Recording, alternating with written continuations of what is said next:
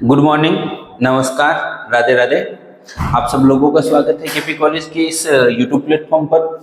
हम मनु के बारे में बात कर रहे थे और मनु के बारे में बात करते हुए हमने मनु का परिचय दिया था, मनु के प्रमुख ग्रंथ मनु स्मृति के बारे में बताया था और मनु के राजा से संबंधित क्या विचार हैं और शासन से संबंधित क्या विचार थे उनके बारे में बात की थी। आज हम मनु के जो राज्य से संबंधित विचार हैं, प्रशासन से संबंधित जो विचार हैं, उनके ऊपर थोड़ी सी बात करेंगे कि मनु के प्रशासन से संबंधित क्या विचार थे। तो मनु के प्रशासन से संबंधित जो विचार थे वो मनु ने अपनी पुस्तक मनु स्मृति में दिए हैं और मनु स्मृति के अंदर मनु ने राज्य को क्षेत्रीय आधार पर पूर्ण तथा राष्ट्र को विभाजित किया है।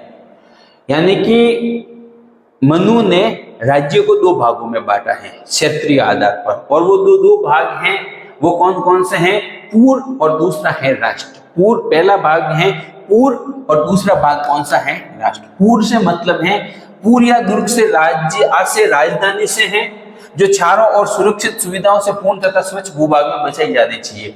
पूर्व से मतलब है राजधानी, पूर्व से मतलब है दुर्ग, कि राज्य जो है उसके अंदर एक दुर्ग होना चाहिए जो पहाड़ों के अंदर या पानी के बीच में किसी भी प्रकार से चारों तरफ से सुरक्षित होना चाहिए और उसी के अंदर उसकी राजधानी होनी चाहिए। दूसरी जो बात है, दूसरा भाग है राष्ट्र। राष्ट्र को छोटी बड़ी बस्तियों में विभाजित करना चाहिए। मनुस्मृति में स्पष्ट रूप से 1 ग्राम, 10 ग्राम, 100 ग्राम तथा 1000 ग्रामों की अलग अलग संगठनों की व्यवस्था है। और ग्राम जो होता था वो प्रशासन की सबसे छोटी इकाई होता था और इसका जो अधिकारी होता था उसको क्या कहा जाता था? उसको ग्रामिक कहा जाता था।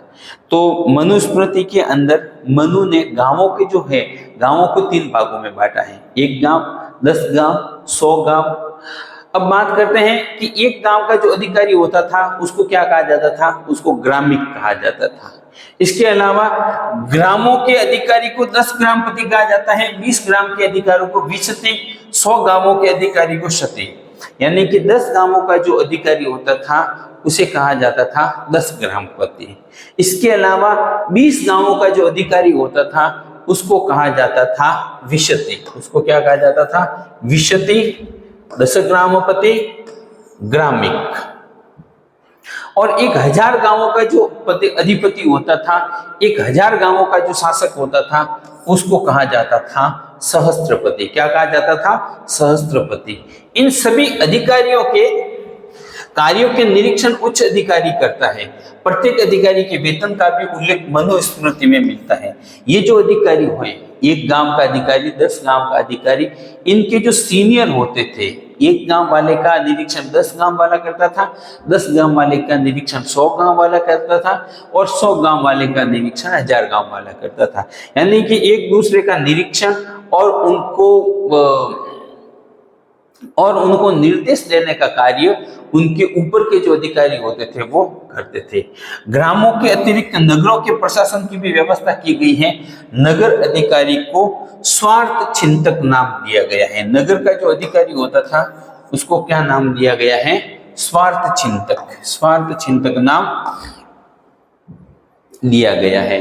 तो जिस प्रकार से अभी हमारे यहाँ पे 73वें संविधान संशोधन के द्वारा गांवों के अंदर पंचायती राज की व्यवस्था की गई और 74वें संविधान संशोधन के द्वारा नगरों के अंदर नगरीय शासन की स्थापना की गई, उसी प्रकार से उस समय भी गांवों के अंदर अलग प्रशासन होता था जिसको 1 गांव, 10 गांव, 100 गांव, 1000 गांव में बांटा जाता था और नगरों का भी जो है अलग से प्रशासन होता था। प्रत्येक नगर का अलग से प्रशासन होता था और नगर का जो अधिकारी होता था उसको क्या कहा जाता था? स्वार्थ चिंतक नाम दिया जाता था। बात करते हैं विधायिका या परिषद। विधायिका या परिषद। विधायिका से तो सीधा आपको पता ही है, विधायिका मतलब कानून का निर्माण करने वाली संस्था, कानून का निर्माण करने वाली संस्था। और कार्यपालिका कानूनों के अनुसार कार्य करने वाली, रोजमर्रा के कार्य करने वाली संस्था। तो उस समय की जो विधायिका होती थी उसको कहा जाता था परिषद, उसको क्या कहा जाता था? परिषद कहा जाता था। तो मनुस्मृति के अंदर एक कार्यपालिका का उल्लेख है, कार्यपालिका के साथ साथ में किसका उल्लेख हमें मिलता है? परिषद का भी उल्लेख मिलता है, जो उस समय की विधायिका थी। परिषद का अर्थ विधायिका से लिया जाता है। परिषद का मतलब भी क्या है? विधायिका। मनुस्मृति में स्पष्ट किया गया है कि परिषद में 3 से 10 तक सदस्य होने चाहिए। जो परिषद होती थी, ये जो विधायिका होती थी, जो क्या कार्य करती थी? कानून का निर्माण करना, कानूनों में संशोधन करना, और कानूनों के अंदर कोई कमी है तो उनके कानून की समीक्षा करना। तो ये जो परिषद होती थी, इनके अंदर 3 से लगाकर 10 सदस्य होते थे। इन सदस्यों में थे 3 वेदों के जानकार होने चाहिए। वेदों की जानकारी के साथ राष्ट्रीय नीतियों को क्रियान्वित करने की क्षमता भी होनी चाहिए। ये जो व्यक्ति होते थे, उनकी योग्यता क्या होती थी? तो ये जो इनकी योग्यता होती थी, वो वेदों के जानकार होने चाहिए, वेदों के जानकार होना चाहिए, और राष्ट्रीय नीतियों को क्रियान्वित करने की उनके अंदर क्षमता भी होनी चाहिए। पर हमारे जो प्रमुख ये इतिहासकार, राजनीति के जो चिंतक हुए हैं, मोरवानी ने मनु के ऊपर कहा है कि परिषद ऐसे विद्वान व्यक्तियों से मिलकर बननी चाहिए जिन्होंने वेदों टीकाओं का अध्ययन किया हो, जो अपने तर्कों के संबंध में प्रमाण देने में सक्षम हो।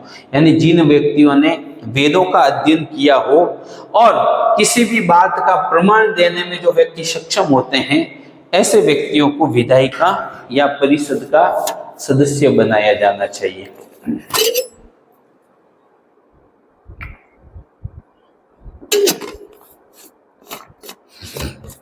बात करते हैं मनु की कानून, न्याय एवं दंड व्यवस्था। मनु ने कानून के ऊपर और न्याय और दंड व्यवस्था पे क्या बात की है?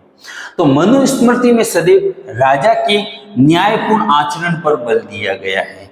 मनुस्मृति के अंदर राजा को न्यायपूर्ण आचरण करना चाहिए, अर्थात राज्य के सभी लोगों के साथ में समानता का व्यवहार करना चाहिए, अपनी प्रजा को पुत्रवत पालना चाहिए। इस प्रकार का न्यायपूर्ण आचरण, राजा को भाई भतीजावाद से दूर रहना चाहिए, राजा को लोक कल्याणकारी करना चाहिए, अर्थात अपने राज्य के अंदर निवास करने वाली जाति, धर्म, भाषा, क्षेत्र, संस्कृति के आधार पर सभी विविधता न करते हुए सब लोगों के साथ में समान व्यवहार करना चाहिए। न्याय ही दंड का आधार है। मनु क्या मानता है कि न्याय का आधार क्या है? दंड। अगर दंड नहीं मिलेगा तब तक न्याय नहीं हो सकता, क्योंकि जो अपराधी होते हैं, अपराधी प्रवृत्ति वाले होते हैं, उनके लिए दंड अत्यंत आवश्यक होता है। तो मनु ने अपने राज्य के अंदर दंड को बहुत ही महत्वपूर्ण स्थान दिया है, और खास करके न्याय की स्थापना के लिए दंड को महत्वपूर्ण माना है। बात करते हैं, मनु का यह मानना था कि दंड के भय के कारण ही लोग स्थिर रहते हैं। मनु क्या कहता था कि दंड के भय के कारण, कि भाई हमें दंड मिल जाएगा, इस वजह से लोग क्या करते थे? स्थिर रहते थे, और राज्य के अंदर किसी भी प्रकार की कोई ऐसी गतिविधि नहीं करते थे जिससे राज्य को नुकसान हो।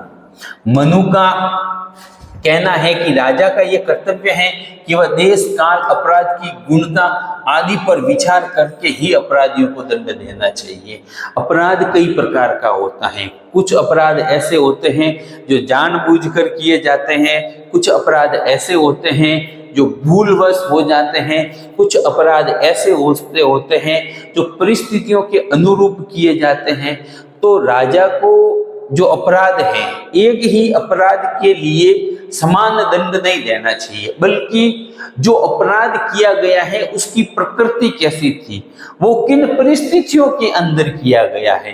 तो अपराध की परिस्थितियों को देखते हुए क्या है कि राजा को दंड देना चाहिए, क्योंकि अपने खुद के स्वयं की जान बचाने के लिए, किसी की जान बचाने के लिए अगर झूठ बोला जाता है, ठीक है, या सेल्फ खुद की हिफाजत के लिए कुछ किसी थोड़ी बहुत हिंसा की जाती है, तो उसको दंड नहीं मिलना चाहिए, ऐसा मेरा मानना है।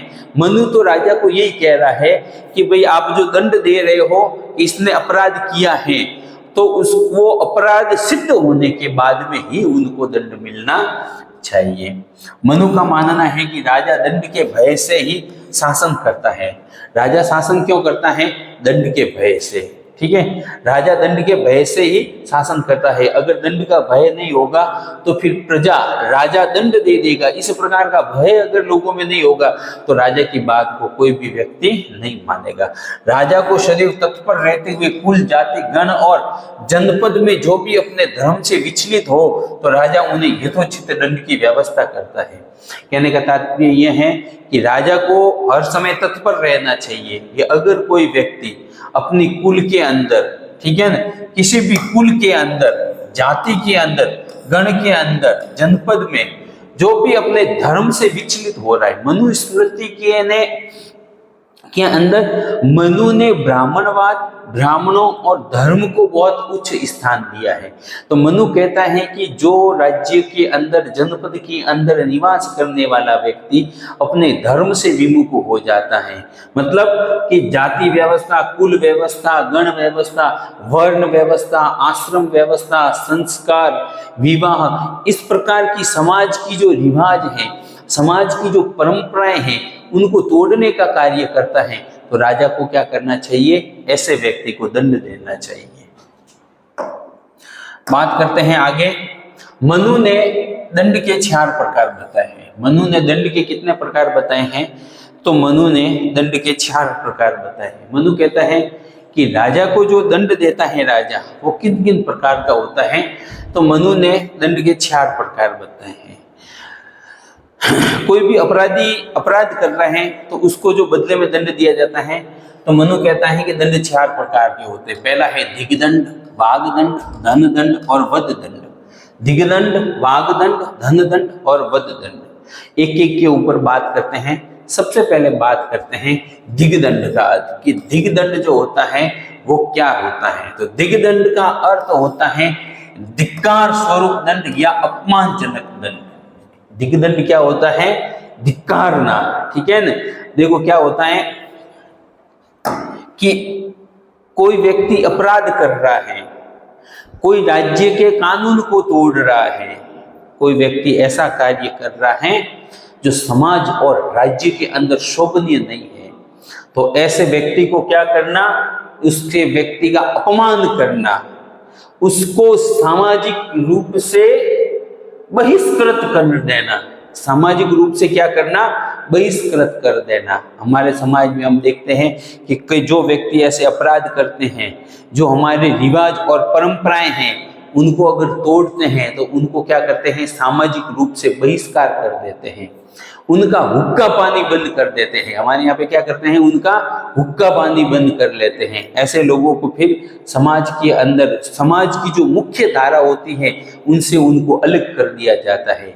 ऐसे लोगों के साथ में कोई भी व्यक्ति बेटी और रोटी, संगत और पंगत, इस प्रकार का रिलेशन नहीं रखता है। किसी भी पंगत के अंदर, किसी भी भोज के अंदर ऐसे लोगों को आमंत्रित नहीं किया जाता है, उनको समाज से बहिष्कृत कर दिया जाता है। कई बार ऐसा होता था कि देश से और राज्य से ऐसे लोगों को क्या कर देते थे? बहिष्कृत कर देते थे, धिक्कार देते थे। जिस प्रकार से चित्तौड़ के राजा रतन सिंह जी ने उस ब्रह्मचारी को राज्य से धिक्कार दिया था, क्योंकि मनुस्मृति में कहा गया था कि ब्राह्मणों का वध नहीं कर सकते, तो फिर उन्होंने कहा था कि आपको देश निकाला दिया जाता है। कई लोगों को जो है गांव से निकाल दिया जाता था। तो ये जो दंड होता है धिक्कारना या उसका अपमान करना, वो कहलाता है दिग्दंड। दिग्दंड क्या होता है? जब किसी को उसके अनुचित या निंदनीय कार्यों के लिए सार्वजनिक रूप से लज्जित करने के लिए दंडित किया जाता है, तो उसे दिग्दंड कहा जाता है, ठीक है ना। उसको सार्वजनिक रूप से लज्जित करना। ऐसे भी होता है ना, कई बार होता है कि भाई उसको पूरे गांव के सामने उठक बैठक लगवा दी, मुर्गा बना दिया, तो ये जो है दिग्दंड के अंदर आते हैं। ये शब्द प्राचीन भारतीय साहित्य और नीति शास्त्र में नैतिकता और अनुशासन सिखाने के लिए प्रयुक्त होता था। अर्थात वो व्यक्ति जो है उसके अंदर नैतिकता नहीं है, अनुशासित नहीं है, तो नैतिकता और अनुशासन सिखाने के लिए दिग्दंड का प्रयोग होता था। और हमारे वेदों पुराणों के अंदर भी इस शब्द का प्रयोग हुआ है।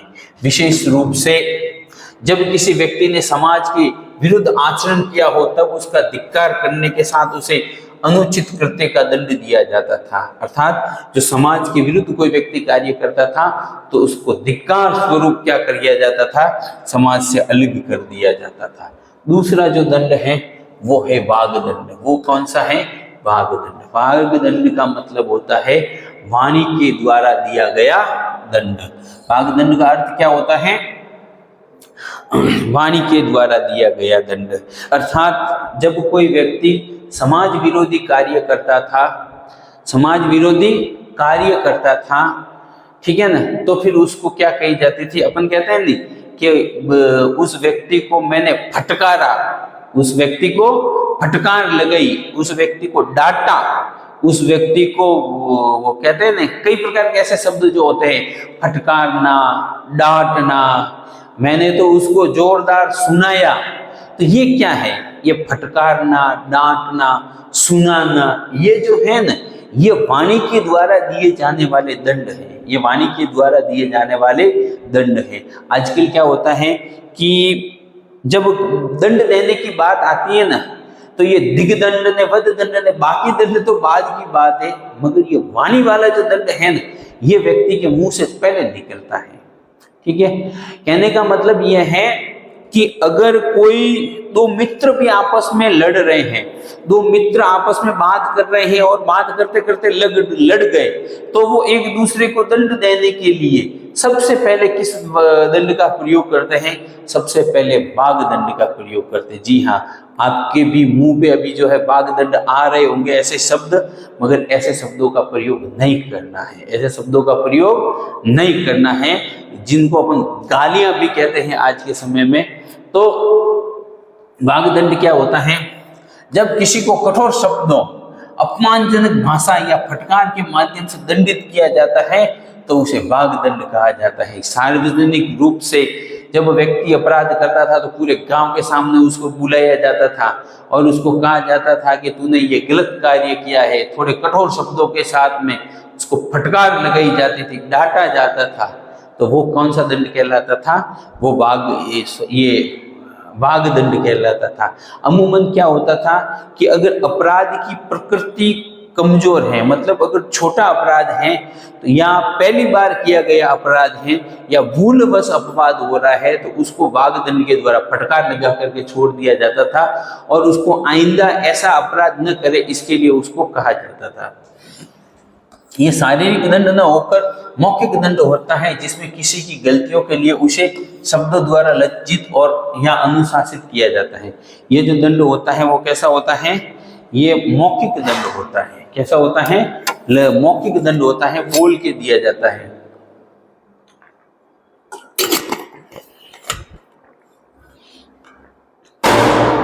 कोई व्यक्ति गलती करता है तो उस गलती के लिए उसको ये मौखिक रूप से जो है दंड दिया जाता है बात, और उसको अनुशासन में रखने की सीख दी जाती है। अगला जो दंड है वो है धन दंड।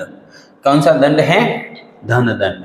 देखो, वैसे तो ये दंड है ना, ये दंड भी महत्वपूर्ण है। क्यों महत्वपूर्ण है? क्योंकि इससे जो है व्यक्ति के ऊपर प्रत्यक्ष प्रभाव पड़ता है। इस दंड से व्यक्ति के ऊपर प्रत्यक्ष प्रभाव पड़ता है। कैसे प्रत्यक्ष प्रभाव पड़ता है? क्योंकि अगर व्यक्ति की, अब आजकल ये जो चल रहा है ना बुलडोजर, ठीक है, कोई व्यक्ति गंभीर प्रकृति का अपराध कर रहा है, सीधा उसके घर के ऊपर बुलडोजर चला दिया, क्या हो गया?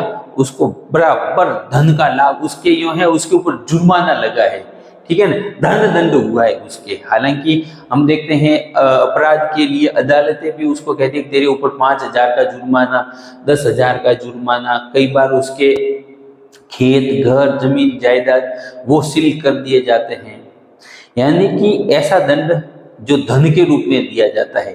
धन, प्रॉपर्टी, संपत्ति, इस आधार पे वो छीन करके जो उसको दंड दिया जाता है वो धन दंड कहलाता है। वो क्या होता है?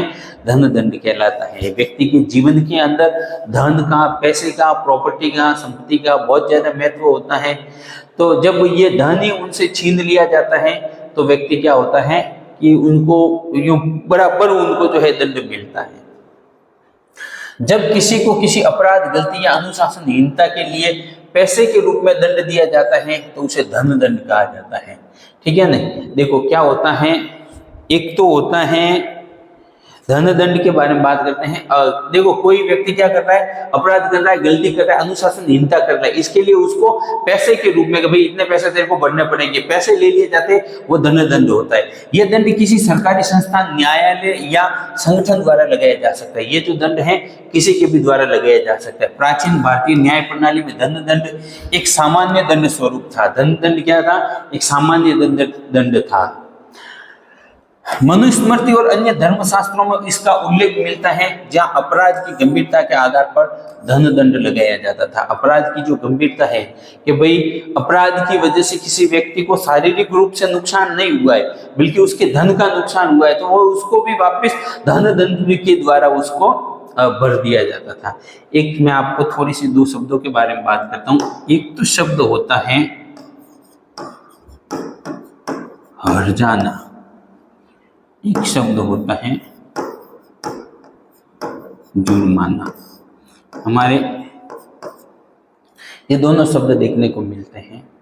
अब बताओ कि दंड कैसा दिया जाता था। अब उसके ऊपर अंदर जो धन दंड है, धन दंड के अंदर क्या आता था? हर्जाना आता था या जुर्माना आता था।